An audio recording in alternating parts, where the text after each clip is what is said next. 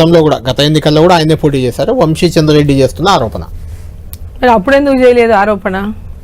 గతంలో కూడా ఆయనే పోటీ చేశాడు కదా, మరి ఆరోపణ అప్పుడెందుకు చేయలేదు? ఆ ఆరోపణ ఇప్పుడెందుకు కొత్తగా తీసుకొచ్చారు?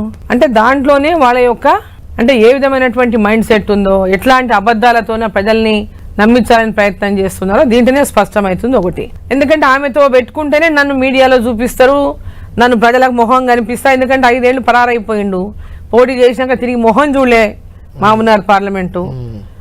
ప్రజలకి ఆయన ఎవరో కూడా తెలియదు. ఈరోజు ఏదో ఒక రకంగా తన మొహాన్ని పరిచయం చేసుకోవాలి కదా ప్రజల లోపల. డీకే అరుణ మీద జిల్లాలో చాలా అంటే ఒక విశ్వాసము, క్రెడిబిలిటీ ఉన్నటువంటి నాయకురాలు.